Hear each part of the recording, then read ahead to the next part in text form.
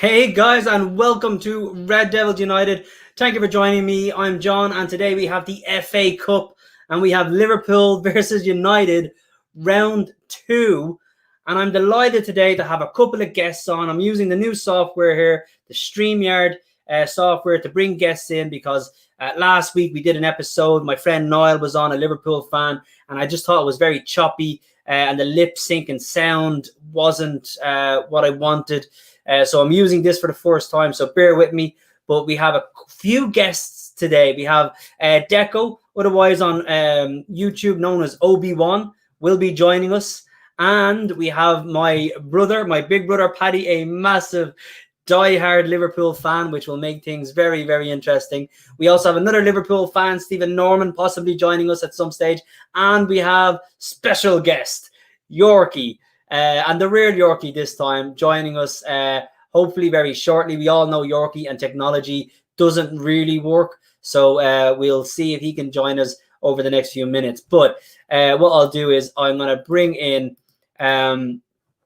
first Deco, the only other United supporter who will be on the stream today. Deco, welcome. Hello, hello, hello. What an entrance. I'm back. Yeah, I'm back, bitches.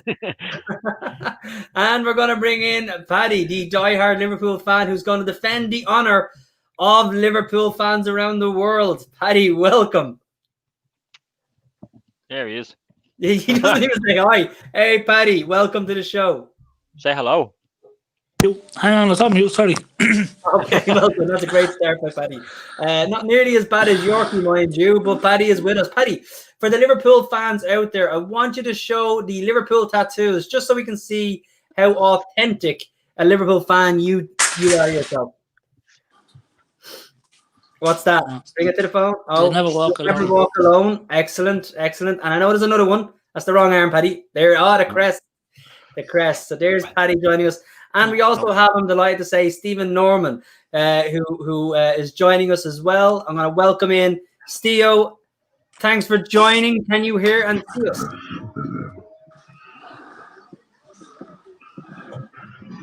I'm not sure Stephen can hear, but we can see him. Can see you, Steve. I can't hear you. Can you hear me? Yes, we can hear you fine, but I don't think that matters if I'm saying can hear me? Yes, we can hear you. I can't fucking hear anything you're saying. Okay, are we on mute by any Check chance? your Hold on, just 2 seconds. Check your volume. Okay, I'm going to bring Steo back in a moment. But really delighted with the StreamYard software, boys and girls, because I swear to God, it's way better for a conversation amongst individuals and guests. So happy days. We are going to see if we can bring Yorkie in a moment, and we are going to try Steve once again, while hopefully more and more people join in live. Just bear with me for a moment. Paddy, tell us briefly what you thought about the last match between United and Liverpool. I thought both teams cancelled each other out, to be fair. United are very negative, and their negativity fed into our team, which were trying to score goals. It wasn't the most exciting game in the world, was it? No. Neither was the match previous Christmas when we went to Old Trafford. Yeah. It was another 0-0 boring draw. I can hear you now anyway, so. There he is, Steve. All right, stay on it. That's crack. Excellent, and Steo is with us. Delighted, Steo. Thanks a lot. We have your innate wisdom to improve the channel. I'm sure Dwayne Morgan, if he bothers to watch, will be very, very happy to Is he get here? Is he? intelligent football talk. Is Dwayne coming in? Is he? No, I don't think he'll be joining us. Right. He is hopefully watching at some stage. We're waiting to see if we get more people watching live, but either way, we can have a chat about the match. Just asking Paddy there briefly what he thought of the last game between United and Liverpool. That was shy, wasn't it? Shit. No, but look, a lot of it was expected though. Like, if United had been a bit more adventurous and did what they did a couple of years ago when they attacked our right side, that's our vulnerable area. Alexander isn't at it. Hendo, in fairness to him, has done a job when he's being centre half. But look, we'll see when the team news comes out. I think if United really want to go for it, they attack down the right-hand side. Our right-hand side, your left. Yeah, I don't disagree. I mean, I know Trent, on the ball, kind of going forward, his form has dipped. He's not getting as many assists as he did last year. And I noticed some awful stats recently, which, you have to take with a pinch of salt with regards to how many times he gives the ball away. Because in fairness, Bruno gives the ball away a shit ton. Most players, if you actually look at his stats, his bar assists, I think every single one of his stats are up. His passing, his long range passing. Don't ask me how, but they're up. How did the Newcastle game with 28 passes incomplete not put a dent in that? Was that? No, that was Southampton, was it? Oh, was it? Okay, thank you. Yeah, I knew it was recently. But he had an awful stat that I heard, and I was like, that is, for somebody so good at passing, that's a crazy statistic. Yeah, the Southampton game. That game, though, like, when Thiago got booked early doors, they couldn't press. The fact that Henderson was playing centre half, it eradicated any press Liverpool had from the back. So Henderson's gonna play centre half today, by all accounts. I don't think he's fit. I think he will. He's not gonna play Matip. He's really? gonna keep him for Spurs. He is, but they're gonna keep him for Spurs. Right. So, in your opinion, now, and this is where we're gonna bring up the United team. I'm gonna look at the players. I think, we don't have the Liverpool players, but you can tell me what you think the 11 will be. But you're different to Paddy, because Paddy kind of hinted before we went live that he thinks Klopp will actually put some weight behind this because it may be the only trophy they win. Now, obviously, they're still in the league at the time. He will, but you think he's gonna prioritize the Spurs game, though? With Matip, absolutely. Okay. But I think the back four will be the same back four we played against United in the league. I think the middle of the park, I think he's going to bring in Jones, Thiago, and Wijnaldum. Yeah, I agree with that. Up front, I think he'll drop Mane. I think he'll play Salah. And then the big question mark is, where does he play Minamino? I think Minamino might start with Firmino, if I'm being honest. But look, where does Minamino play? I haven't seen enough of him, and he's constantly on the bench, so I don't even know where he plays. He plays central. Well, him and Firmino play the same role. Right, so he's like a number 10 or a false 9 or whatever you want to call it. Yeah, false 9. Yeah. Okay, so he's attacking midfielder role, but because your midfield is mostly runners and people trying to win the ball back, he would sit in front of that, just in the middle of the two wide players. Yeah, and he should make space with his runs. He should make space in theory for Thiago to press on with Gini. Right. That's the logic point. But I think Jones is going to play, and that means Minamino is going to play nearly as a winger with you. Yeah, because that's if that happens. Are you going to drop Firmino or play Firmino? Because if you're playing Firmino, Minamino is going to have to go wide, is he not? Yeah, he will. That's what I'm afraid of. He goes wide, and then Jones, United's best. It's no coincidence either. You lads know from the group what I think about Jones and Gomez. But when Jones came on the right hand side, Trent Alexander's been poisoned. So when Jones came on, Jones doesn't work. Jones is a player that when the ball's given him, he likes to think he's a maverick. He likes to think he's already been there, done that. So when the ball was given to him, he kept cutting inside. United had a little bit more freedom down the left. That's when Shaw became more productive, in my opinion. Yeah. So I think if he goes with Jones in the midfield, 3 on the right, that right-hand side is going to be very vulnerable. And then also, not only that, you have a midfielder. In my opinion, it'd be Henderson playing right side centre half. Right. All right. Very good. I mean, thanks a lot, Steve. Good thoughts on the first Liverpool 11. Paddy, staying on the topic of Liverpool and the first 11 for this match, right? Now, the league game, we know it was a stalemate. We know, United may have had the better chance, but Liverpool were by far more dominant as far as possession was concerned, right? So really 50-50 if you think about it. I think this game, because it's not a league game, there's no points in it. Someone has to win. And I know, and I really believe United will make about 7 changes to the Burnley team that we played. I think the players like Van der Beek, who's probably going to start, they'll want to actually do something with the ball. They won't sit within themselves. I don't think we'll play two holding midfielders like we did in the last game with Fred and McTominay. And because of you that, won't play with two, John. You should play with one with Van der Beek. Yeah. You should play the exact same back four that played against us. I think De Gea will be changed for Henderson. I do think that, but I also think Barry might come in because it's not a league game. But he loves his Lindelof and Maguire, so who knows? But I'm going to talk about the United team in a moment. Paddy, what 11 do you think Klopp will play, and what 11 do you think he should play? I think I agree with Stephen pretty much. I think he'll play Alisson, Robertson. Paddy's like, yeah, what this guy said. Yeah. No, I think he'll play Alisson, Robertson, Fabinho. I don't know whether he'll play Henderson or not because I heard rumours that he's injured and he doesn't want to risk him. Might be Matip instead of Henderson, but it'll be Trent on the right. Then it'll be Thiago, Jones, and Wijnaldum or Oxlade-Chamberlain. I don't know which one he'll play. He might give Ox a chance. Yeah, the Ox or even Shaqiri might get a start because he started the last two games. Steve doesn't look like a Shaqiri fan. I'm not Shaqiri. I actually think I actually don't think he's done off. He hasn't been awful, but he's been better than the fucking Ox. I wouldn't have Ox playing centre midfield.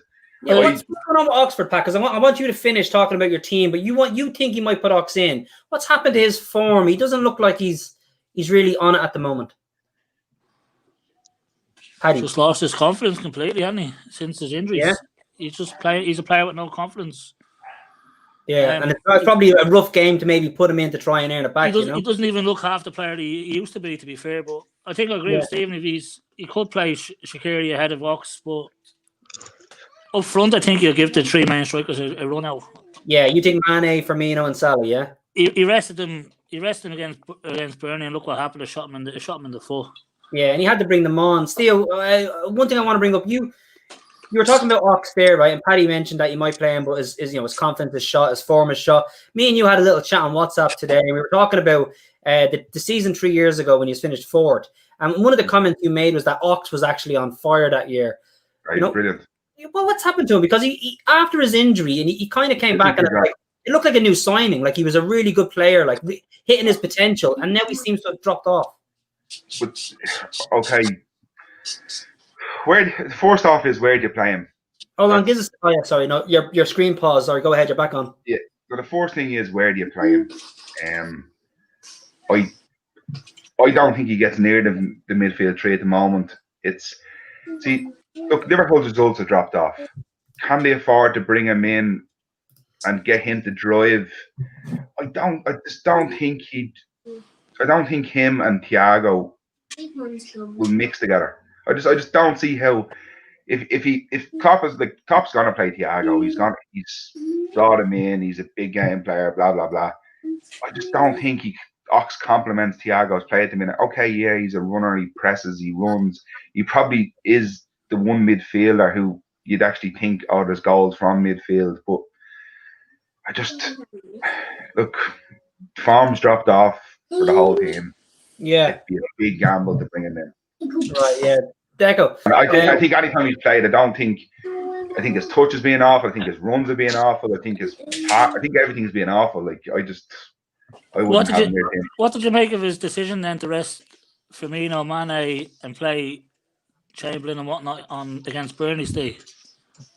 Yeah, look, I think they expected to beat Burnley, and I know Burnley have been really good of late, though.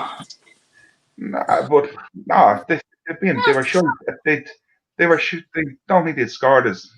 I think their goals they've scored previously as well was high. I think there was 2 goals in 8 games. I know they've been keeping. I mean, like they've been holding teams, like they've been defending really well. They nearly held United except for the pop. Yeah, I have to say, your defense is doing really well. When you look at Newcastle, clean sheet. Southampton, 1 goal conceded. Fulham. But is that any different to the last 2 seasons? Like teams sat back against Liverpool. You have to break them down. But do you think that me and Paddy kind of agree that Liverpool having to compensate for the defense by using midfielders has taken a lot away from their midfielders? And even though those midfielders don't really get assists and they don't really get goals, Henderson. They're missing Henderson. They're missing the man who does all the donkey work in the middle. Yeah, but they don't get assists and they don't get goals. but yet they may take up space and take up positions within the opposition's minds that actually lead to goals, even though they don't touch the ball or something. Yeah, but okay. Look, sure. Okay, they always say press in the front. Firmino presses from the front. He's this great presser. But like, look how quick the midfield when Henderson's there get to the next man. When Henderson's not there, the drop off is massive. Okay, Liverpool were beaten by Burnley. Henderson didn't play. Liverpool were beaten by Southampton. Okay, Henderson played centre half. He wasn't in the middle. But again, that was an Alexander falling asleep. But when Liverpool are not in it, they just don't. When Henderson's not in the middle, Liverpool don't press as hard. They don't. They're not as good without him. And that's. I was saying to John, I was saying to John though, because Van Dijk and Gomez are injured, and we're putting Fabinho back into defence, the cover that he gave in the middle of the park was given the freedom to the likes of Henderson to press and Wijnaldum to press from the middle and the strikers to press, and we were creating more chances from that. But because we don't have that cover in the middle of the park, doing, though? He's back in defence now. When he was in the team last season, he was protecting that back forward. You know what I mean? He was giving extra cover from the middle. 90% of Liverpool fans will say, "Well, we have 60, 65, nearly 70% of a ball. So, like, why do you need Fabinho? Against the big teams, you need them to shield your defence. But other than that, against Newcastle and Burnley, that shouldn't make a difference." Yeah, I do agree with you. I just think the protection he gives when Van Dijk was in the team just gave the freedom to the rest of the team to play and create chances. You know what I mean? I mean, he wins ball back a lot. I'm going to just talk about the United team, and if you have access to the stream, is that the team there, is it? And you can see it. No, this is the team that played against Burnley. And this is the reason I have is because I would actually make 7 changes to this team. So, Deco, I want to get your thoughts as well. Who would you like to see start in today's game? I think I'd like to see Telles instead of Shaw, just because I know Shaw's doing a bit better. But like Theo said, if we're going to attack down that side of the pitch, then we want somebody who can make a pass and maybe overlap and put some good balls in. Where I think he's learning from Telles a bit and doing some of it is still not good enough. He tends to get the ball and then just turn back and pass it sideways and pass it backwards, and it's not going to lead to anything. So I'd rather have Telles in just to give that bit of a push down that side. Excellent. All right, so we put Telles in on the left, and that gives us a bit more attacking. And the thing is, Shaw's form has actually been great recently. He's done really, really well. There's one thing that really bugs me about him. He has to be told by the player on the ball to overlap him. And it's really annoying. He doesn't instinctively overlap. He never just does it automatically. He stands the wrong side of the guy on the ball, and he has to be literally told to overlap. He has to be pointed to do it. I really wish he'd improve that part of his game. I've seen so many players just stand there with their arm out, going, just go there, and he's like, okay. What do you think? When you signed Shaw, though, like, was he not a marauding wing back? Oh no, he was. He was flying for Southampton. Now I know he broke his leg, and he's starting, and he's had various peaks and troughs within his United career. And at the moment, he's at a peak. I think he's actually playing some of the best football he's played. But for whatever reason, in his own mind, it's not that he falls asleep. It's just the option he gives Bruno or Martial, whoever's on the ball on the left, the option he gives them is normally, for me, the wrong side. He's standing behind him instead of trying to overlap. Even if he's not looking for the ball, just give the opposition fullback something to think about and overlap. And he doesn't do it. There is the odd time. The odd time he does it, he makes a pass and runs on, gets the ball back and sprints down, and he's really fast and makes a good play and gets a ball in. He does it every now and then, or does a good 1-2 with somebody, but just not all the time. It's just he doesn't do it instinctively, right? So we're gonna go. I'm gonna go through this a bit quicker, Deco. Right? We got Telles, right? So who's the rest of your defense? Guessing I don't like Maguire too much, but he's always going to be in. I think we're going to see Lindelof and Aaron Bissaka. I think it's going to stay that way. What does your midfield look like? I don't know. I'm guessing it's going to be Van der Beek coming in. Actually, I'm looking at the chats now. I want to say, Rich Sports, thanks for joining us. I appreciate it. And Colin Malone, thanks for joining us. And Colin Malone has said, I'm going to show this. Thoughts on Van der Beek not getting a start again? What? So I thought this was a perfect game. It's not a league game. No points, up on offer or points to lose. And he's on the bench. How much do you pay for? All 3 of your opinions on Van der Beek not starting. It's weird. It's very weird. You think you'd give him a start in this game. Paddy, what do you think? Van der Beek not starting? I think You the have lad's to being. do that? I think the Oh, lad's yeah. being mistreated. I think he deserves to play. He's a good player. I mean, he He's can't not- play. he's not been given a Pogba's chance. Pogba's form, Bruno's form are really good at the moment, so he doesn't start ahead of them. But in a game like this, I think he should start. Steele, what are you thinking? I thought he was going to start. Anytime I've seen him, I've thought he's done all right. Hey, John, check the comments again. He started against Southampton, and I thought he was rubbish. And he came off at half time, and we went on to score 3 goals. But other than that, he has actually played all right in most of the other games. Yeah, look, listen. I thought this was perfect for him to start. I actually think, in many ways, for both teams, and maybe more so for Solskjaer, because all of a sudden there's a bit of expectation now that if he doesn't go for it, or they were there for the taking. If he goes for it, you underestimated that front three. Like, Liverpool are still a good side, but they're on bad form. So maybe he's thinking along those lines. I don't know. Hold on. Check the comments. That's not legit, man. And he I'm goes on on Sky to say, Sports, sorry, John. John, that's my bad. So actually, Van I'm der on Beek Sky- may start. The teams haven't been announced. I'm on Sky Sports, John. It says Ollie plans to rotate Dean Henderson, Donny van der Beek, and Alex Telles are among those pushing to start. Will Yeah, that's what I would have thought. Right? No, leave it alone. Lindelof has a green light as well, apparently, to play. Yeah. All right. So here we go. Right. I'm gonna just put in the team I think will be there. Deco. I think Telles, Maguire, Lindelof, Aaron Wan-Bissaka, and I think you're right. I think Pogba will get a rest. I think Van der Beek will come in. Colin Maguire was only speculating. He didn't actually see the full team. Van der Beek may start, Steve. You're right, and I think he will. I think Fred will actually start instead of Matic. Yeah, I was going to say. Give me a second. I'll just find Fred here because he could be hidden. One moment. Yep. Where is he hiding?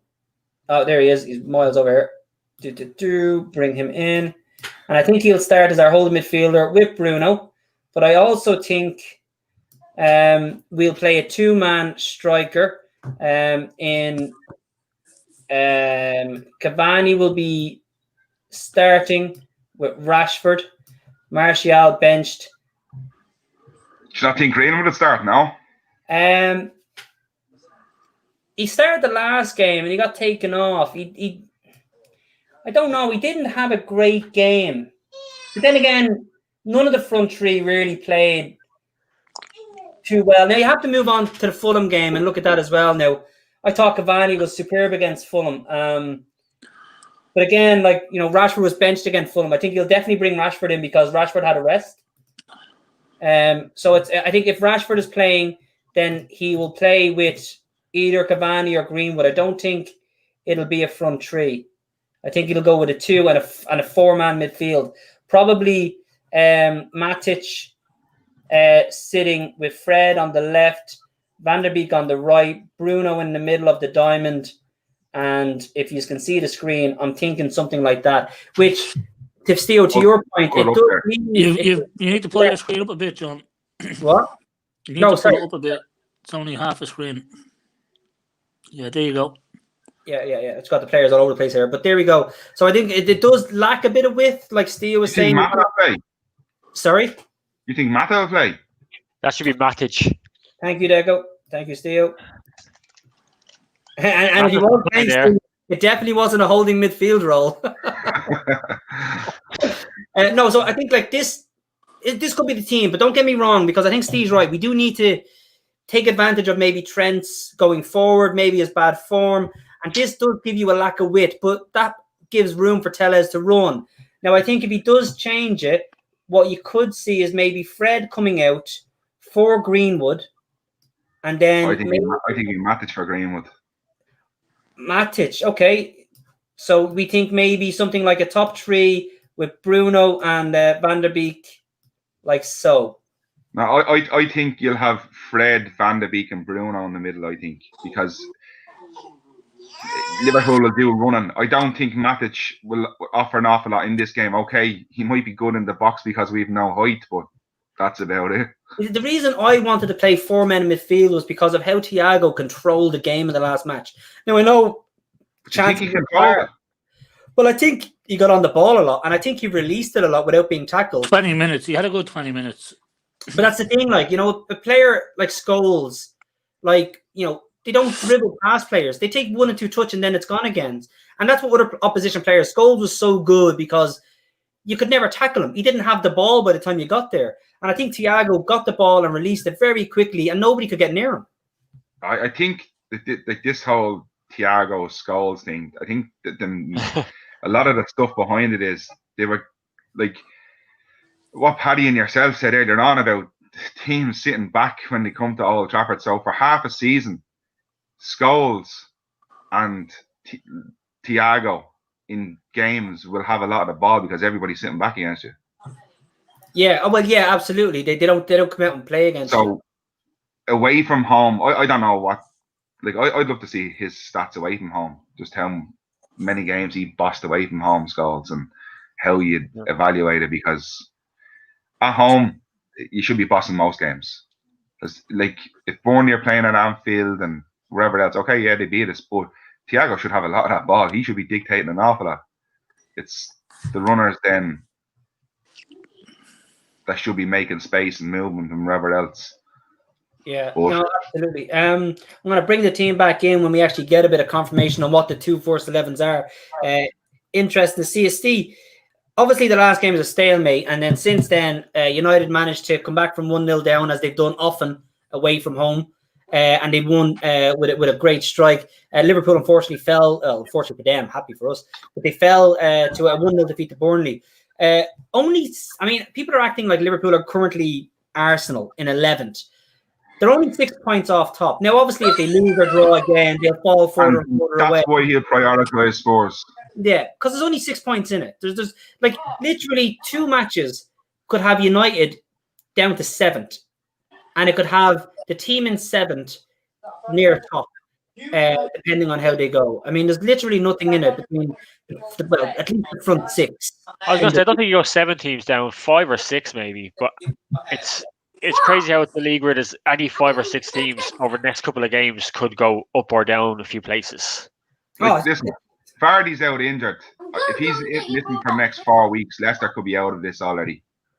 Yeah. Yeah, well, if Spurs have a good run though, then they can come up into the top 4, 3, whatever. Kevin De Bruyne is missing 3 months. Yeah, but the thing is, I don't think City are as reliant on Kevin De Bruyne. 6 months? 3 months. 3 months? 12 weeks. That's what I heard on Sky. 12 weeks. Wow, that is okay. That's a big thing. But City are not as reliant on him. The same way Liverpool, I don't think are too reliant. I think they are. No, but I don't think Liverpool are reliant on Salah. United aren't as reliant on Rashford. You're reliant on Bruno as much as and it's not even for football. I think it's just for confidence or something weird. But that's what De Bruyne brings Man City, John. Yes, no, don't get me wrong. But my point was, Leicester are very, very reliant on Vardy, like for goals. So yeah, him being out could really hurt them. Just like if Kane was injured, I do think that would hurt Spurs an awful lot. Now, just to put it in context, right?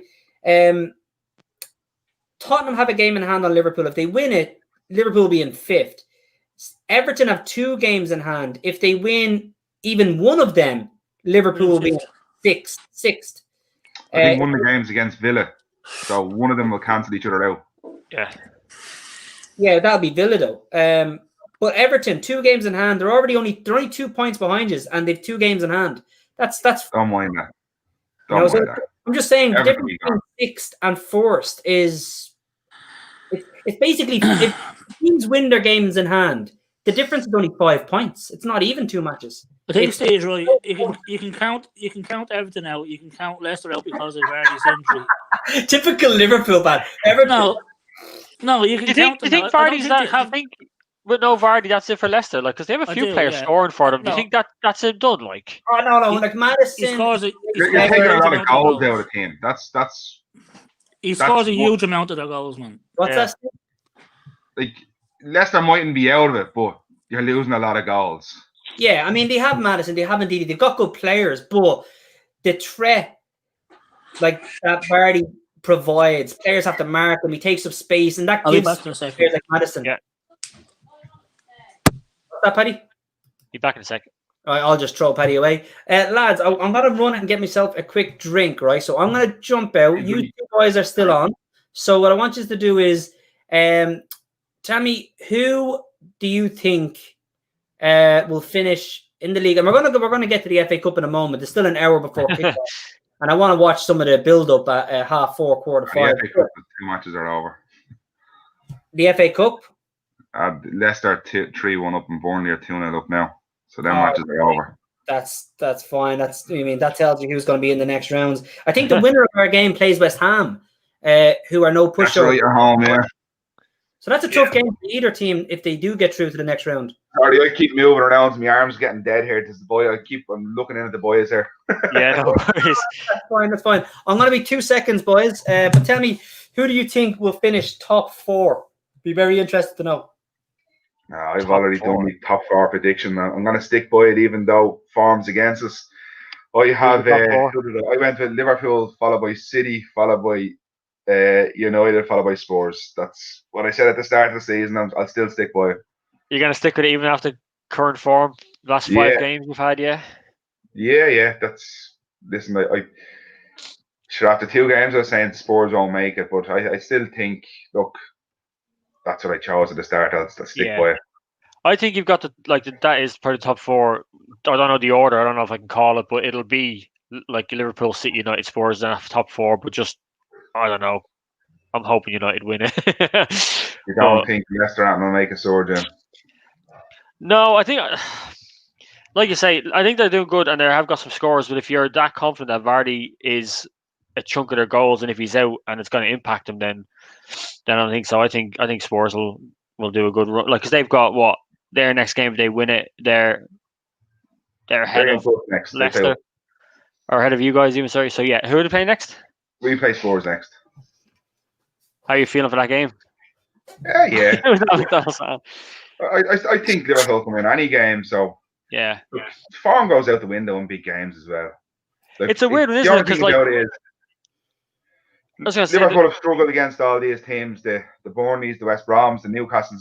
Spurs are going to set up the exact same, except they have better quality players. So the only thing is, Spurs will go for it a little bit more. So hopefully there'll be a few more spaces there for some. I was going to say it'll be a lot more open because they'll be like, if Kane and Son are on, they're doing really well. They'll be pushing for goals, won't they? They'll be really trying. So it'll probably hopefully open up for you guys to. Spurs aren't in the greatest bit of form either at the moment. So look. Hey Steve, do you feel 16 again?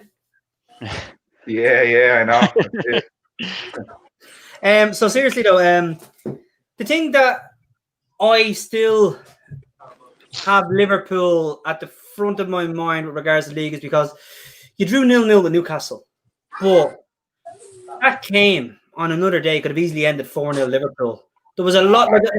It's not like Burnley and Southampton and definitely United. You didn't have that many chances, but in the Newcastle game, you could have scored at least 3 or 4 goals. There was some really good chances in that match. We should have had 3 or 4 against Burnley, John. I didn't see it. Sorry, I didn't watch it. Deco watched the second half. I didn't Salah should have scored. Pope made a good save. That was a really good save. Hitting the post. We had chances. For me, not for me. There was a couple of other chances in the game that were really easy chances, and we just fluffed them, man. He did. That's what John said before as well. Is it's not like you're leaking goals, like because you've lost defense, you brought you back in. You're not like conceding loads. It's just you're not trying too hard. Yeah, you're getting chances, and you're just getting very unlucky in some games. Real unlucky. Crossing the ball too much. I don't think so, Steve. No, I don't think we've looked like scoring in a lot of games, if I'm being honest. No, but do you not think we're crossing the ball too much? Yeah, well, against Burnley, whose bread and butter is clearing crosses. Yeah, okay, you say against Burnley, but it didn't matter who we were playing last year. Like, Trent Alexander had, what? Like, I don't know his exact assists. Say he had 16, he had a lot. maybe one every second game. I think there's a difference between winning the ball back in an advanced position when the other team are kind of on the back foot, sprinting really quickly, and getting a cross in against an unsettled defense, and obviously scoring. And now you're coming up against like a defense already sitting back. They're just dinking it into the box. Yeah, but they're in position, so the crosses are probably just easier to deal with for the defender, not running back towards his own goal, and that's why they're probably less effective. Whereas in the last year, he's kind of won the ball back, and boom, you were gone, and it was a goal within 5-6 seconds of winning the ball back. It's slower. Like the play is being slower. Like that's obvious. And Listen, I don't know because Dad says, "Hi, Pat. You okay?" Yeah. Yeah. Say hi to your dad for feck's sake. I'll say yeah when I watch the game and see it. All right, well, sorry, Theo. Go ahead. yeah, I don't know. Like, listen, because Thiago has played well at times, but I don't know if it's slowing down the game for us. And I did hear someone say that. I'm not sure who it was, and I'm not sure I agree, but I watched him. He is slower on the ball, but when he picks out a pass, he can pick out a pass perfectly. Like he put Trent in against Burnley, lovely, and Trent played a lovely first time ball across the front. And if it wasn't for an interception from the defender, it would have been a tap in for Mane. But it's not enough for it. He's not quick enough. He is a lot slower on the ball than what we had last season. Not that he's slower on the ball. His thought process when it comes to in terms of football is he's too quick for fucking half our team. I think he is a very, very good footballer, but it's just Liverpool's model, Klopp's model has been around press. Henderson has been instrumental in that. Him not playing there, like it go back to fucking Steven Gerrard slipping. Henderson got sent off. Am I right? He got sent off against City. Missed the Chelsea. Missed the Palace games. The Palace, back as far as then, like you know, when Henderson's out of the game. Everybody talks about the slip, right? Everybody talks about the slip, but you could have still won the league, and you were 3-0 up against Palace, and you ended up drawing 3-3. For me, the Palace game caused that league, not the Chelsea game. Again, who wasn't playing that game? Yeah. No, I get your point. Henderson, yeah.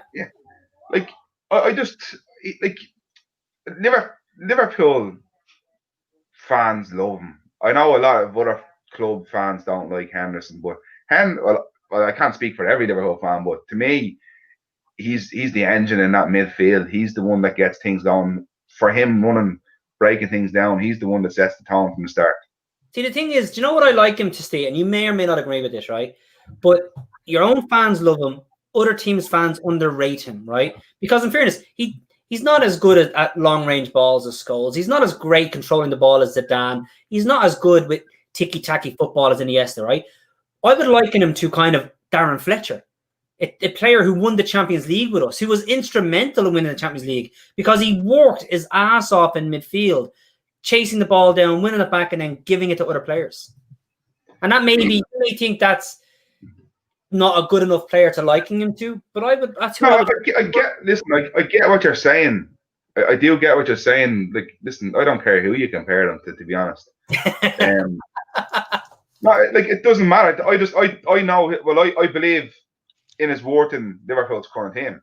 So, well, I tell you what, for a central midfielder to go into the defence and try to cover for not only Van Dijk but also Matip and Gomez, right? So for a centre midfielder to do that and actually do a decent job is no easy feat. I remember United had to play one game with Darren Fletcher and Michael Carrigan in centre half positions, and I thought that was nuts. I remember Roy Keane playing a game at centre half, and I thought this is ridiculous.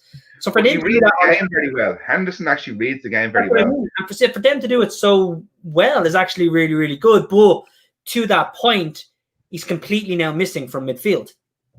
Yeah, and that's where I think I don't like. Listen, taking Fabinho out there to me is fine when you're playing, say, the lesser 13 teams in the Premier League. If you want to say there's 7 or 6, whatever you want to say, but I think taking him out of the midfield is massive because when Firmino's pressing, the first player behind Firmino to press is either Henderson or Gini. So Firmino hasn't got that cover. No, he hasn't been great. Sure, he hasn't even fucking kicked the ball straight. I don't even know if he knows what a goal looks like these days. Okay, first 11s are in. I'm gonna just get the United one here, okay? Starting 11 for United. It's I'm gonna bring it in here quickly. Are you ready? It's Henderson, Lindelof. Hold on, Paddy. Rich Sport says, "Gotta go, guys. See you later. Thanks, Rich. Appreciate you joining us." I do agree with what he says, even though I'm standing by my predictions. I think City are the team to beat. I'm not seeing his comment there coming through. Yeah. Yeah. You know what? I'll just throw that back up briefly there. But Rich Sports says City still seem to be. They have a game in hand. They sit in second. And then a game in hand that's not going to be for a while. So if United keep winning, the pressure will be there, and we'll stay top hopefully till the end of January, February. But eventually, like we had with Burnley, that game in hand will be played, and with Kevin De Bruyne out for apparently 12 weeks, this may help United and even Liverpool quite a bit. So let's just look at this team. It is Henderson in goal. Okay, so I'm going to just bring Henderson in here. And we have a defense of Wan-Bissaka, Lindelof, Maguire. It is actually Shaw over Tellez, Deco. I know we both would have wanted that, but Shaw's form is great. We have McTominay, Pogba. So McTominay instead of Fred as the holding midfielder. Just bear with me because McTominay is also hidden from my list. Yeah. There he is. Hold on. Just bring him in here. So all the millions of fans around the world can see. Losing your screen, John. I know. It's on purpose. You seen the Liverpool team, Steve? Oh, it looks like he's playing a diamond. So McTominay is going to be in front of the defense. We have Van der Beek, who will probably be here because we also have Pogba starting. And with Pogba, we have Greenwood, Rashford, and Cavani. So we do have Rashford. Mata, it's not Mata. He's going with pace. And actually, it looks like a diamond midfield. No, Bruno. Bruno's on the bench. Bruno's not playing. There's your team. So Stephen, I'll go Stephen, then Deco, then Paddy. There's width there to put Alexander under pressure. Sorry, I'm going to line that up better. Right, there's width there to put Alexander under pressure. There's a midfield that's less defensive than the last game, more attacking. What's your thoughts? Well, to be honest, I expected the whole back four. To be honest, that's the back four I expected. Actually, it's nearly the team. I wasn't too sure if it would be Fred or McTominay play, but I thought it would have been Fernandes ahead of Pogba. So it's probably pretty much as I expected, to be honest, from you. I'm trying to work out fucking what Liverpool are doing, to be honest. Looks like he's put Jones up front, Steve. Deco, we'll get to that now, Paddy. Deco, what do you think of this United lineup? Yeah, like you say, there's a. And what would you change? Oh, no, I'm happy with it. It's like I say, there's a bit of speed up front, so hopefully that'll work for us. But there's a good bench to pull from if we need to make changes. So hopefully, I don't know if I'd have had Pogba on. I'm not as big a fan of Pogba as you, but yeah, it looks all right. Just see how we go, and if, like I say, if we need to make some changes, we do have a strong bench to pull from. So let me just talk about that depth, right? So on the bench, we do have Bruno, Martial, and Fred. They're the three probably most attacking players that can maybe help change the formation or the midfield. It's a much better bench than ours. Well, it's only 3 players. In fairness, you can only make 3. No, actually, in the FA Cup, you can make 5 subs. So, we could bring on Matic. We could bring on Fred if we need to solidify the midfield. We could bring on Martial and Bruno if we go a goal behind. So there's a lot of options there for United. Paddy, what do you think of the United team? And then I'm going to go to you first about the Liverpool 11. For the changes you have made, it's a strong team. Yeah, because it's not a bad team. There is, in fairness, there's actually less changes than I thought there'd be. But McTominay in, Henderson in, Van der Beek in, and Rashford in. From the Burnley game, there's 1, 2, 3, 4 changes to the lineup. I thought it'd be 7. I thought Bali could start. I thought Tellez could start, and honestly, I thought. But they are changes that can be made. I think Ollie's got the mindset now, trying to stick with the same defense. Having the same defense in, week out, gives you a stronger. I prefer Bali with Maguire as far as complementing defenders come along. His speed. If he's fit, he's shown himself to be a very good centre half, and he's played great in the 3-4 games he played. But now that Lindelof is fit again, he's walking straight back in, and I just think Lindelof and Maguire are both so slow that the defense automatically just ends up sitting back, and really when Bali's there, they can press higher up the pitch. Steve, name the Liverpool 11 for me, and I want to hear what you and Paddy think about that. Sorry, just repeat that, John. Just name the Liverpool 11 for me there. I want to know what you and Paddy think of it. What is the Liverpool starting 11? I'm trying to work it out. I think he's going to play a midfield diamond, actually. So he has Alisson, Alexander, Reece Williams, Fabinho, and Robertson. In the midfield, Thiago, Wijnaldum, Milner, Jones, and Salah and Firmino up front. So I think he's going to go for a diamond, and if he doesn't go for the diamond, I think Wijnaldum be the furthest push forward. He'd be playing wide left, but I suspect a diamond. It's a strange one there because you're right. He did drop Mane, right? You thought that would happen. I had a feeling that. He's gone with a front two. I mean, neither of you has had Milner in your first 11 when we spoke about it. Kirby's on the bench. Ox is on the bench. Hendo's not there at all, so I presume he's got a groin injury. Yeah, he does have a groin injury. Yeah. Okay. He said he's saving him for Tottenham. Apparently, I've just read the news on it. Okay. Didn't want to risk him for this match, keeping him for Tottenham. Okay. That makes sense. It's Jason Keogh up the pool and United Manx. Fair enough, Jay. Thanks for joining us live. Appreciate the contribution. So yeah, Wijnaldum, Thiago, and Milner is really the only surprise. Robertson, Fabinho, or Williams, and Alexander. Or Williams is a centre half, yeah? Yeah. No, Reece Williams, centre half, yeah. Yeah. Milner's not a surprise, John. Milner's the old shoulder. I know he's senior player of the team. He's gonna control the player that can play everywhere, including in goal, probably. He'll settle the lads down with Milner. Yeah, but neither of you had him in your first 11, so neither of you is our first choice midfielder, to be honest. I know, that's only because we didn't know Hendo wasn't playing for definite. Well, Henderson's not going to play in midfield. He's centre half. Yeah, I thought if Hendo was available, I think he'd play at centre half. And anyway. Oh yeah, fairness. I just thought. Was Shaqiri or someone that was the only one I got wrong? I thought, if I said my understanding was Henderson centre back instead of Reece, and then the only other one was Milner, who I thought would be Jones. I would have thought he played Minamino there, or as I said, I think it was a toss up between Minamino and Ox, but it looks like a diamond to me. I don't imagine Wijnaldum going out left. Wijnaldum started as a winger. That's the reason I'm thinking he's the outside, the wide player, if there is a wide player. But I read something earlier on today, Steve. I said he was going to change things up now. I think I don't know. I think it's a diamond. Listen, we'll see. It's sort of confused me a little bit. 4-3-1-2 maybe. I think you go 4-4-2. I'm going to say, yeah, because looking at it, it does look like a very narrow midfield. Jones, talk to me about Jones. Who is this lad? That's the guy with the curly hair, isn't it? Yeah, he's a young lad. Look, he's not great. He's an attacking midfielder, but he's not a wide player, is he? No, he's a talented player, but he thinks he's a big time Charlie, in my opinion. Already, he thinks he's already made it. Too much dancing on the ball.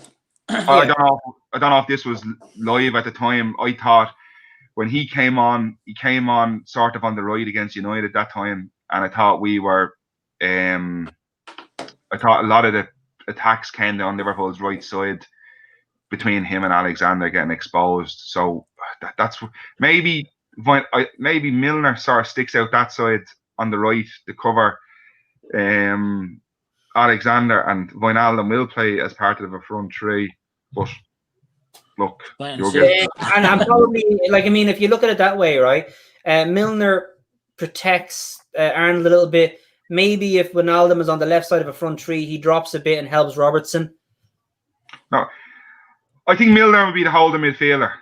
Okay, so Thiago and Wijnaldum in the centre, and Wijnaldum mixing with Jones. That's what I think in the diamond. But look, if he plays just a flat bang midfield, it would just be Thiago, Wijnaldum, Jones, and Milner out wide. Wijnaldum out wide and Jones. And he's looking at it, he's honestly looking at it like it's a crossword puzzle. Like, Time zone. He doesn't usually he's really play struggling to see not the logic behind it, but to actually see the thinking that Klopp has. Yeah, I'd be interested to see how he starts off. I've not seen it like that before without having 3 attacking players on the team. Like Now, See, I want Steve to tell me what it is going to be, just so we see if he's right or wrong when the game comes. yes, he thinks 4-4-2 possibly. The way I think it, at the moment, I think of 4-4-2. with a diamond. If he doesn't go with the diamond, Wijnaldum will be the part of the front three. Yeah, okay. That's the way I see it. I'm thinking 4-3-1-2 type thing. Just a little bit behind the 2 strikers. Maybe Wijnaldum, maybe Jones. Now, Paddy, I want to just say this, right? I was looking at teams earlier because Theo made a comment on WhatsApp about something completely irrelevant. So I looked up a few Liverpool teams towards the end of 17 and 18. It has nothing to do with this season or anything. Right. But in 17, right, when he's finished running up in the Champions League, he's played a couple of league games, and it was a 4-4-2 he's played. And the front two was Firmino and Solanke, and Mane and Salah were actually wingers in that game, right? So you still have a tendency sometimes to jump into 4-4-2s, but you're right. Most of the time, you play in nothing games, Johns, is it? What? In nothing games. Nothing games, yeah. You're 4th in the league. You weren't challenging, so nothing games. But no. So tell me, Steve thinks 4-4-2 possibly. It could obviously go a number of ways. Paddy thinks maybe 4-3-3 in a different formation. Does this team, in your opinion? Now, obviously, we're not fortune tellers. A game can go either way, especially a game between these two teams, especially when no points are on the line. But is this a team that's going for it? Or is it a team that's maybe going to contain United for a while and maybe try catch them? Which method do you think Klopp is going for? I think Klopp is thinking the old method's not working with teams that are sitting back on us. And you're going to sit back, trust me. You aren't going to come out all guns blazing. This game. We're not set up. No, that's what I'm saying. But I think Klopp's just said the old formation's not working, so he's just trying to mix it up a little bit. I think he's just going to sit somebody in behind Salah and Firmino and just play as an attacking midfielder type player, hoping to just change it up a bit and probably have someone roaming maybe, I don't know. Yeah, it does look like he's changing it. And yes, things aren't working in a going forward manner. But United aren't set up the way they were. So United aren't set up to sit back. So we're going to attack. I think Klopp is like, you know what? United aren't going to sit back. So let's us absorb the pressure and try catch them on the break. What I think Liverpool will do, John, is I think what they're trying to do is they're trying to free up the full backs to go forward. United put Pogba literally sitting on Robertson's lap the last day. So what I think they'll do is Milner will sit, and whatever full back presses, Milner drops into that position. Yeah, absolutely. So Milner sits in front of the back four. We did it at Newbridge FC. When I would go forward from the right full position, the midfielder drops in and covers. If Robertson goes forward from the left full position, Milner drops in and covers. I mean, it makes perfect sense. I think the emphasis is on getting the two full backs really pushing high because a lot of our goals come from there. Yeah, don't disagree at all. And then, like the Orm Show says, if this bad run continues to the end of the season, Klopp will be in trouble. Now, he's won a Champions League and he's won a league. Now, no chance. Previous to that, he's been nothing in 3 years, right? But he did win a Champions League and a league. And a Champions League final, John. John, and a Champions League final and second in the league with 99 points. Come on. Yeah. I don't care about times when he lost, but he's won a Champions League and he's won a league. Do you think he could ever be sacked? No. Or do you think Klopp will just leave on his own accord at some stage? He'll leave on his own accord when he's ready to leave. What if he don't get top four? He won't get sacked. Yeah. No, I actually agree. I don't think Klopp could ever get sacked after what he's done. He brought you the first time. Not only that, John, we have no money to spend. So he's playing with the same team. Like use of all pro players in. Yeah, so you bring in a new manager, you just can't actually do what he wants. Yeah, you're changing the fundamentals of everything. So tell me this, right? Because I'd love to know this, right? I know this match is starting still, and I don't want to look too far ahead, but Klopp's contract runs out in 2022, right? And at that stage, about 2022, unless he signs a new one, right? 2024, didn't he sign it? 2024. No? Well, I've heard rumors he might be leaving in 2022. He did sign an extension. Right. 2024. So, you've no money. Klopp is there for 2024, right? But you don't think you can sign players. in 2 years, both Mane and Salah will be turning 31. How do you change this squad? Because it, like it or not, a good part of it is aging. Yeah, but I believe one of them will be sold at the end of the year. And Okay, I agree with Stephen. And But my opinion is Salah and Mane, for you when you won the league and the Champions League, were amongst the top 3, if not top 2 players in the world in those 2 high wide positions. To replace them like for like would probably cost 80 million. I'm just going to say this. I think Klopp hasn't bought a player this season for the whole season. Even in this window here, he's not bought anyone because he wants to keep the money he has for next season. John, it's Paddy. Liverpool don't have money. I guarantee you they'll bring someone in next season. I guarantee it. No, they might. But like, I mean, they've already started phasing them out, John. He's brought in Jota. Jota, and he's more of a. I honestly think Jota is more of a two forward kind of player. I don't think he's a wide player. I think he's a striker, right? He's a Firmino player.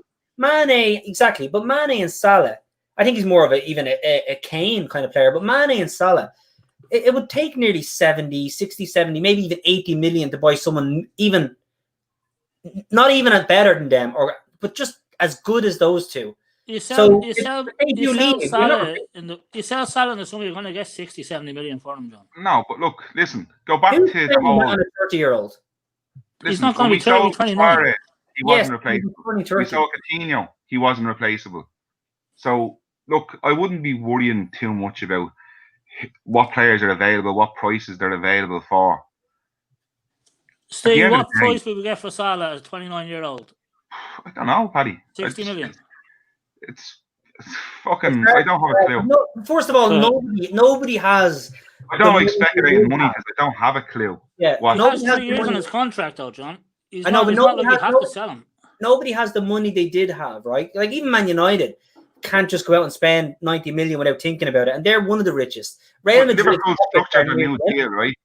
Liverpool's new deal was all structured on pitch success, so they get all this percentage of sales and rewards when they win things and blah blah. It was structured in a totally different way to any other deal that's been in the Premiership. So fans aren't in there. Everything. Liverpool are not successful currently this season because they're fourth. They've hit their blip, or whatever you want to call it. All like Liverpool, like I'm not saying United have a better global base of fans. If Liverpool won another league this year, I know what you mean. But if Liverpool won a league this year, the global success will boom. Like actually, their actual figures. We were actually predicted to topple United's global sales until this pandemic happened for this season. Yeah, I mean, Liverpool were on a massive high, and United went through 7 seasons. Now, granted, they won 3 trophies, but as far as the league is concerned, they never competed. Even when they were second, they were 19 points off. They never competed. And in Europe, they won a Europa, but they never competed for the Champions League. I mean, the furthest they got was quarterfinals, lost to PSG. So I agree. United were like this. Liverpool were on the ascension, but until the pandemic happened, everything kind of got shot in the foot. Now Liverpool's global base, like I said, you win a league back to back, you win 3 in a row, like United managed to do a few times. That would have had your marketing team would have been buzzing. It would have been buzzing selling that to the globe. Well, we win the Champions League and not win the league. Surely the global will still rise. Oh, it'd be huge, but it's a big ask. Atletico Madrid, Bayern Munich, they're flying. I'm not disputing that. But they're teams that will give us space, John. But don't mind that, John. I think didn't Bayern throw a fucking 2-0 lead away against somebody a couple of weeks ago? Maybe. But like Atletico were flying. Barca are always Barca. We don't mind playing teams that come at us. The same way United don't mind playing teams that come at them, because you catch them on the counter attack. It's what happens in football. Counter attack football is winning at the moment. No, I don't disagree, but I think you're asking a lot for Liverpool to challenge for the Champions League. In fairness, you're asking a lot for any team to challenge for the Champions League. The Champions League, in my opinion, it's not a lottery, but it's very close to a lottery. How easy is your run-in in the knockout stages? And then on the day, anybody can have a bad game, and just lose, and don't disagree, but you might be fucked. So it's I think on our day, we're as good as any team in the Champions League. You are, but I think United could be like. I mean, we literally beat RB Leipzig 5-0 with ease, and then we couldn't beat them when we needed to. Sorry, we couldn't even draw with them when we needed to. You couldn't do it against Paris Saint-Germain when you needed to either. So exactly, and another team we beat, and I wouldn't mind the Paris Saint-Germain match in the first leg. We didn't just beat them; we actually walked all over them. We should have won that game 3 or 4-0. I was really impressed with our performance, but when it mattered again, we had a bad performance and we lost, and that's when we got knocked out. But that's when you were in your role. You just couldn't win at home. No. I know. What I'm saying is that in a cup competition, it's like us, right? We lost to Arsenal in the league. Arsenal then go on and lose like 1 million matches in a row. It's ridiculous, right? Anybody can lose in a single game. We've since the Arsenal game, we've gone on a 12-game unbeaten run. I know, from the start of the season, though, you were losing or drawing at home pretty much every week. Yeah, but if the league was the Champions League, if the league was a cup tournament, Arsenal would have knocked us out. Now, they're nowhere near as good as us, but they would have knocked us out. That's how a cup works. You could easily be knocked out by RB Leipzig, even though you're way better than them. I think over 2 legs, I think over 2 legs we stand a chance against anybody. We seem to play the 2-leg system pretty well. Yeah, and I mean, and nothing suggests that more than the Barcelona game last year, where you pulled off a miracle after being 4-0 down. In fairness, we bat like that first game. We could have easily went away winning that game. We lost 4-0. Yeah, we had many chances though. Many chances. We lost 3-0. 1-0. You lost 4-0. No, it was 3-0. Yeah, but you're basically saying if we had have scored every chance, it would have been 4-3 to us. That's exactly what Barca did against us. Scored every chance? They had 3 chances. Basically. 3 main chances, yeah. Do you not remember that match? I do. I remember fucking 2 of Mane's misses. Salah's, Milner's. Towards the end of that game, Messi missed an open goal. Yeah, but Salah missed 3. Salah missed 3, Mane missed 2. No, I know. But what I'm saying is Barca scored their chances. But towards the end of that game, Messi or a Barcelona player who should have just scored missed an open goal. It was Messi and Dembele. They went through one. Yeah. It was crazy. That was one chance. Huh? That should have put it to bed. But the second leg, we took our chances and Barca missed their chances. Look at it's proven. That's what I mean. Over 2 legs, you can beat anybody. Deco. What's Theo saying? You're quiet, right, Deco? So the game today, Deco. What's your prediction? I'm going to go 2-1 United just because these two won't believe it. Just to anger them, but I think 2-1 United. I'm going 3-0 United. I think United are to go at Liverpool, and Liverpool they're not on the ropes, but their confidence is a little bit. I know, but it's like any other game we play. We always think we're going to do great, and look at the fucking Fulham game. What was it, like a minute and a half in or some shit? We were down 1-0. It's just we always do it. We always concede an early goal, then we just come out and play. But I'm hoping this game will be we'll score first, maybe concede, then win it. But I think 2-1. Deluded, John. 3-0, baby. Right. I'll tell you what. Theo, what do you think the game is going to be? I think it'd be 2-1 in extra time to Liverpool. 2-1 in extra time. Nice. Yeah. That's specific. That's specific. Yeah. Hey, what do you think? I've done 2-1, 3-1 Liverpool. 3-1 Liverpool. All right. I'll tell you why. I'll tell you why, right? Because you don't have Bruno in the team, and in my opinion, Bruno is carrying your team at the moment. I know Pogba scoring a goal. Bruno in the last 3 games has been awful. No, but Paddy, the team you might as well not play at Anfield. So what difference? They're actually putting in a player now, so they actually have 11 men on the field this time. Yeah, the team seemed to play when he's on the field. When he's off, Bruno's United. There's no doubt. The transformation he's done to United over the course of a calendar year, it is redonkulous. We've literally been the best team for that period in the league. It's just ridiculous. But he has been really poor in the last 3 games or so. I've watched him. Yeah, but the team play around great him, every game. No, around them. I'm just saying, I don't think United are actually. I don't think he's carrying United at present. I think United are. Pogba respond when he's on the pitch is what I'm trying to tell you. The team respond when he's on the pitch. The team don't respond when he's off. When he's taken off, the team go backwards. He's not in the team though. He can be brought on. Yeah, he's on the bench. I know when he's substituted, when he's playing, he's taken off. The team do fall backwards. They don't actually respond any further. The only thing, the one thing about, I don't know. I haven't seen Van de Beek deal, but Bruno takes an awful lot of shots from distance. Yeah.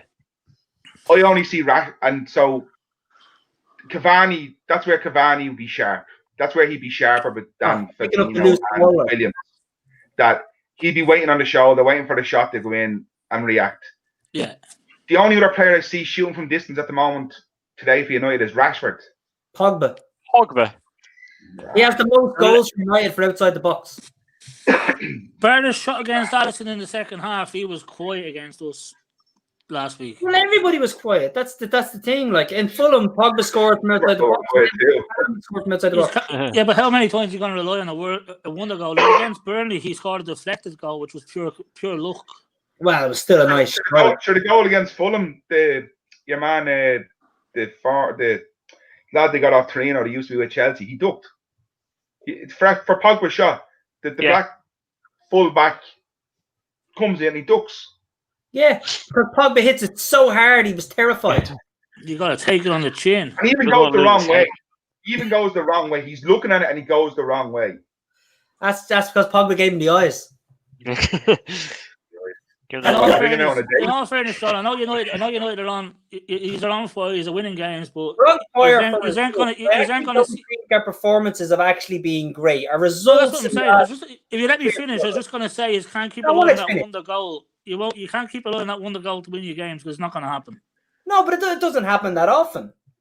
I mean, it's happened for you the last 3 games, man. No, the thing that won us the Fulham game was Cavani's instinctive reaction. That brought us back. That was a draw. Game. That was a 1-0. It was Pogba's wonder goal that won you the game, and Pogba's wonder goal won you against Burnley. But he doesn't score. We could just go on and score a different type of goal. No, I disagree. It's Cavani's goal that really brings us back into that match. And in fairness, we've come back from being behind in about, I think, 8 away games this season. So it's not wonder goals that are doing it. I'm sure in your last 4 games you've had 3 wonder goals from Pogba. I'm sure of it. In your last 4 games, you scored 3 wonder goals to win you the match. So why do you say we can't rely on him? We've just done it 3 times in 4 games. You can't keep relying on him. Paddy, that's what I'm saying. Where Liverpool lack in the middle, right? That's what I said previously. Ox would shoot from distance. If teams are going to back off against you, why not shoot? I don't disagree with you. It's just part of the game. We need someone like that in the middle of the park. I don't disagree with you, but we don't have anyone like that. Ox has lost his confidence. He doesn't have the confidence. Whenever he got the ball against Burnley, he was checking back every single time. Right, he was checking back. We don't have too long left, and I'm really enjoying this. I hope we have you back on again, even for a different game, because it's great crack. But Stephen, you were the person, if anybody doesn't know, who I had a bet with on the Liverpool match that if Liverpool won, I was to wear a Liverpool jersey for my show a month for every goal they won by, right? Now, obviously, it didn't happen, right? Yeah. You try to have a bet on today's game where if Liverpool win, I will wear a Liverpool jersey doing my next show. But if United win, you appear on my show in United jersey. Get the fuck. Never. It's a fucking Poxy Cup game. There's no way I'll put on a United jersey. You're asking me to do that based on fucking. Okay, if I break down a team, you're not actually. I know Klopp is choosing to rest players. Okay, Henderson's out. We've no centre half.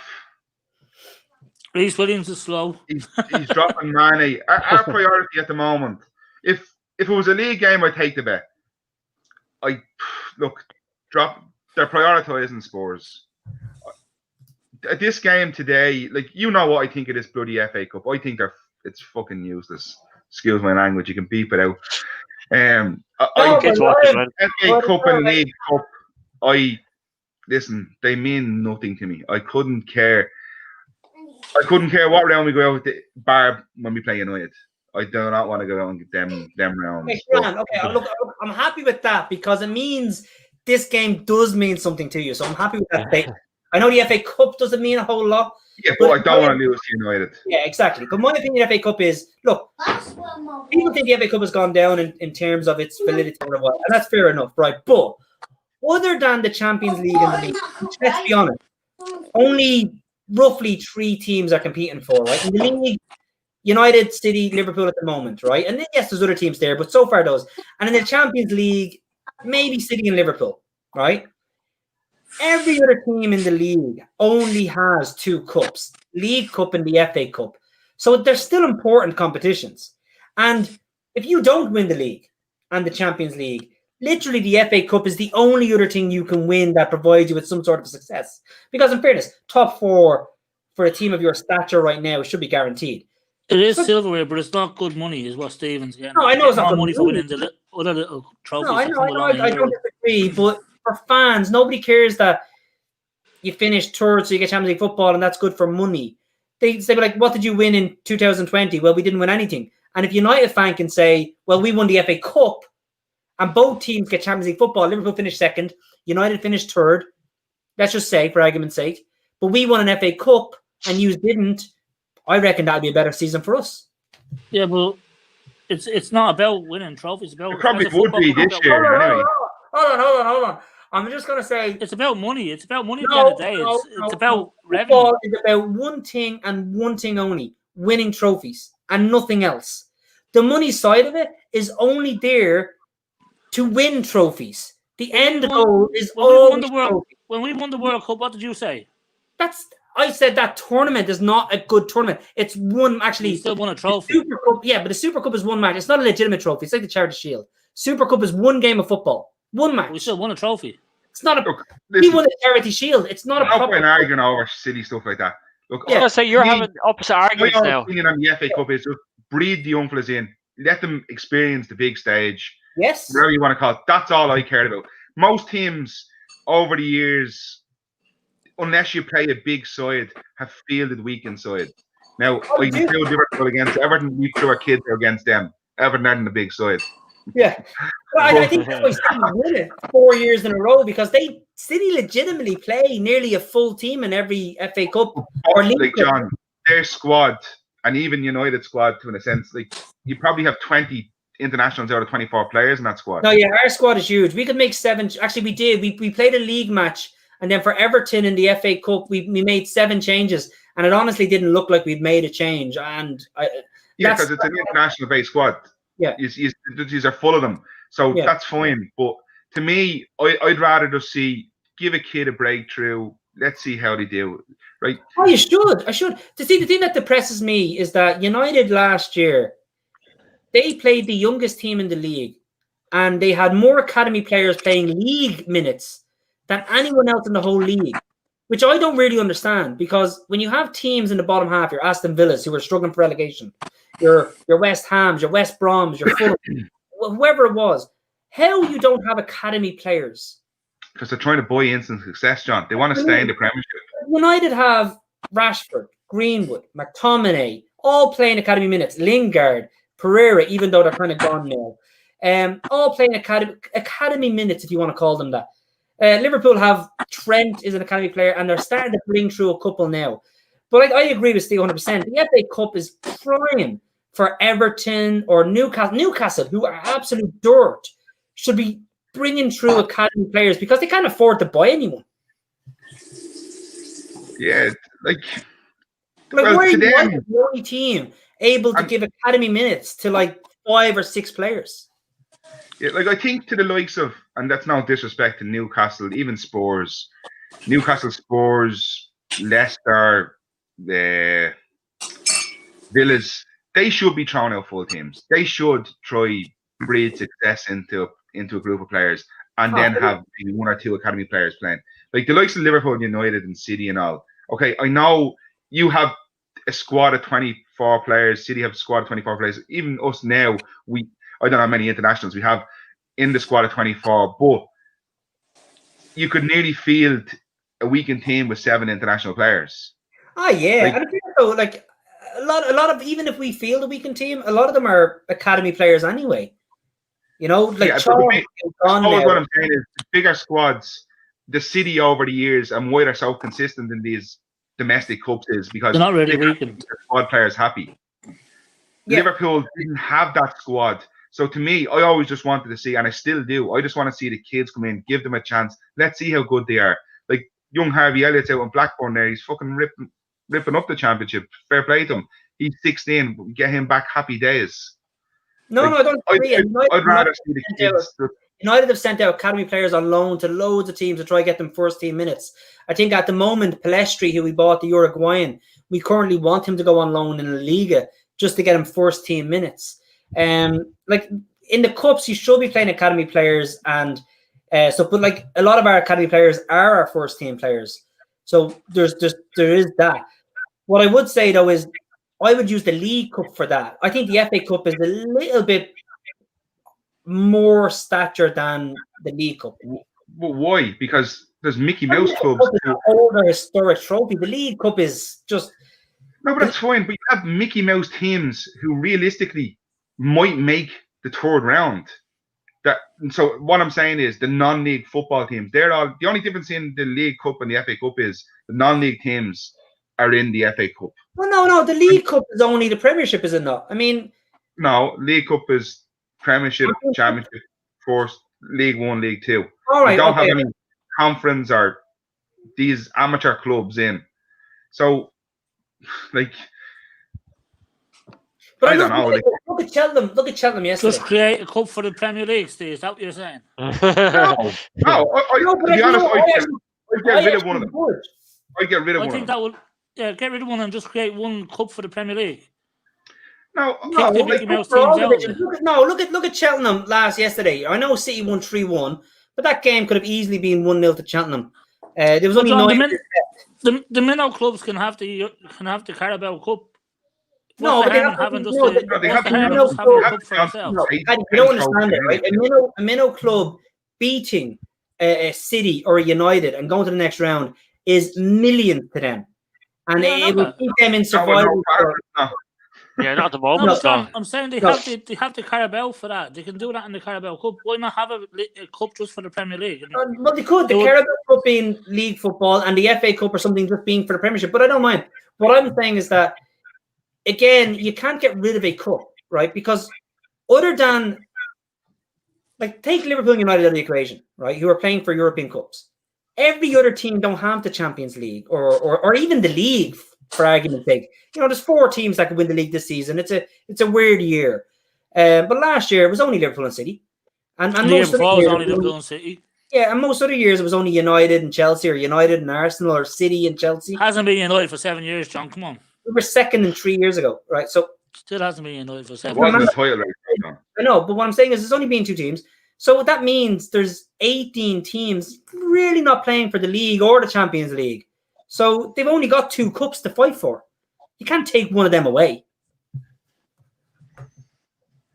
I take one of them. I just think there's too many games. They don't get a winter break. Like, just it's a fucking, like, they only play, generally speaking, the big teams only play in the semi. They only play squads in the semi-final and final. Yeah, which is cool. But you're arguing that other cups aren't worthwhile because they're only 2 games. That's your theory. You play a carry player, you play your squad players, but there's a difference between playing an FA Cup, right? And you've got like 1 round, 2 rounds, 3 rounds, quarterfinals, semi-finals, finals. It's still 6 or 7 games. There's a difference between that and I'll play 1 match and then hold a trophy and put some weight behind it. It's 1 match. Anybody can lose or win a single game. Any trophy that's won in a single match of football, yeah, but got any weight behind it. What Steele's saying is the bigger clubs only put the first team out in the final or the semi-final. The team is good enough to win the previous matches, and that's fine. You still have to win them to get there. If that's the case, why not follow Spain and have the second teams play in the other leagues in the championship? I don't know. I don't know. Can Man United's reserves ever make it into the championship? No. But come here. It's a couple of minutes of kickoff, John. I'm not being rude, but finish up predictions. And Steve, first of all, thanks so much for joining. Really appreciate it. I'll get this video out. It'll be on YouTube. I'll get the link out to the lads. If they didn't watch it live, I'll get them to watch it. Really appreciate it. Paddy, love you. Thanks for joining. I'll have you again. Not just for Liverpool games, but just love to hear your anti-United thoughts on games. Not anti-United at all. I think United have been a better team this season. No, when United are playing West Ham, I'll get a non-United fan's opinion. It'd be great. Deco, love having you on. The quiet in the corner, throws his lot in. It's hard to get a word in edgeways sometimes. It's called fear, John. Predictions. I think they're Theo. I've only had. Listen, I think it's going to be very tight. I think it's going to be a boring game, if I'm being honest. Right, And okay. I'm going with 2-1 Liverpool. 2-1 Liverpool. Deco. Yeah, 2-1 United. 2-1 United. 2-1 Liverpool. 2-1 United. Paddy. 2-1, 3-1 Liverpool. 3-1 Liverpool. John. 3-0 United. Right. Dudes, I'm gonna do a post show after the game. I will send you the link. If you want to join, let me know. I'll just pull you in. It's just there for the four of you. We can have a post game chat. It'll only be 20 minutes, half an hour, whatever you want to do. But I'll see you then. And if not, enjoy the game, boys. Okay? Are we having And a look- usual bet, John? Yeah, Paddy, I'll give you €50. Draw no bet. Draw no bet. Okay. Good All right, luck. guys. See you later. Go on, See you good luck. later. See All you the later. best. Cheers, guys. Good luck. See you later. Bye bye.